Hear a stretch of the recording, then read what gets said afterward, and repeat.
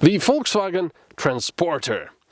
A car with 8 seats. Why would you buy a car like this? Well, if you have a big family or if you have a lot of workers to transport, whatever kind, and also maybe if you're a professional sportsman that has to do with lots of snow. Why? Well, first because this car has a lot of space in the back for luggage, and also it has all-wheel drive.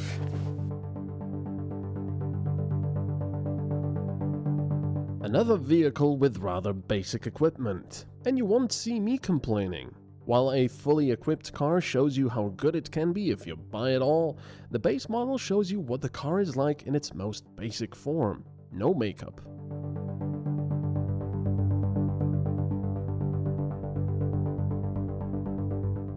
The 16-inch steel wheels on a workhorse like this don't look bad.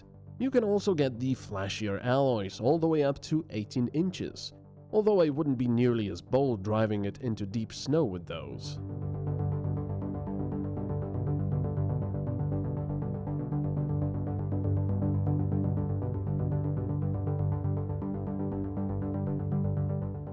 Speaking about space in the back, usually when we record these cars, we have a problem because sometimes there's not enough space in the back for all of our equipment. And this time there's a different problem. There's so much space, things are rolling around. But that's a good problem, I guess. So let me talk to you about the old times. Now, I grew up in a country which was, well, in Yugoslavia, was a bit more socialist and stuff like that. You're probably not familiar with that if you're watching from England or the US or whatever. But back in the days, the cars were, well, a lot smaller, a lot crappier, pretty much. Yugos, for example, they were, well, small boxes on wheels. And the workers creating these Yugos, well, they weren't very adamant at doing a good job, because one of my colleagues found a sandwich in one of the Yugos he bought, a new one. The other one, well, instead of having the mechanism to wind up and down the windows, he simply found a wooden block which was holding up the window. But now that I look at this car, what's this? There's plastics over here, which is fine, plastics, okay, but on the other side, it's bare metal. So, what's happened here? Like I've said before, this particular test model is fairly basic. The extra plastics would only add to the weight, while it's needed on the right side because of the doors. Or something. No idea.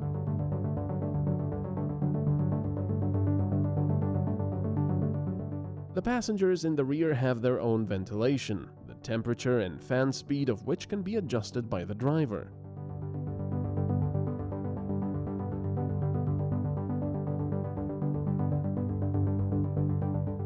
A basic radio, manual transmission, manual climate controls. I feel right at home with all of these things, although they might confuse some of the younger generations who are almost driving cars with Xbox controllers already.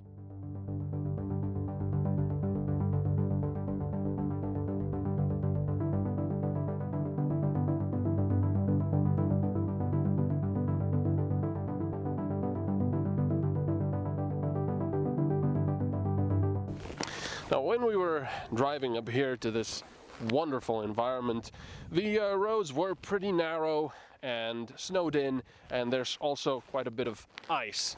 So there was actually a traffic jam there because, well, people couldn't get past each other, and they said you're never getting up there or here because the roads are completely iced over.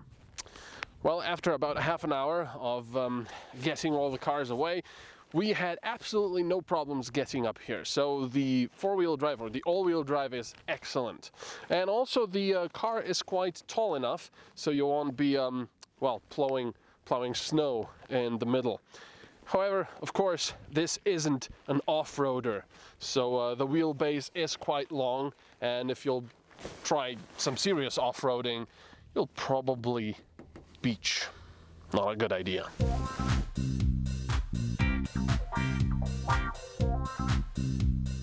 lots of snow and a van. I got quite a few strange looks of people who thought I wasn't all there.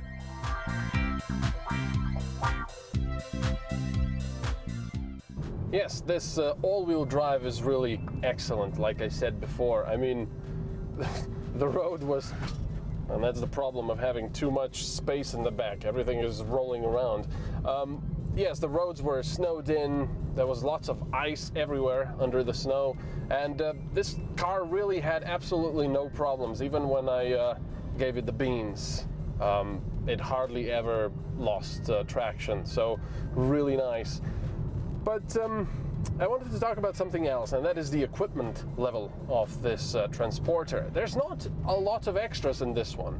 It's actually quite basic. It's got a manual transmission, which, by the way, is very nice. It's click, click, click, a nice mechanical feel. It's quite fun to switch gears. I don't even have a multifunctional steering wheel. There's no buttons on the steering wheel. I've got ordinary instruments. I don't have an infotainment screen. I have regular lights up front, no LEDs or even xenons. But then I was thinking, you don't really need all that stuff, because first and foremost, this is a working car.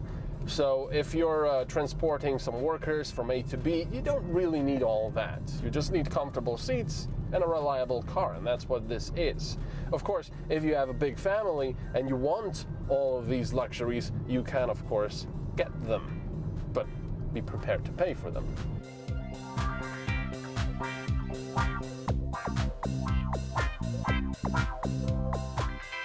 The base model with 8 seats starts at 28,000 euros. With lots of extras, this price can raise up to 80,000 and beyond.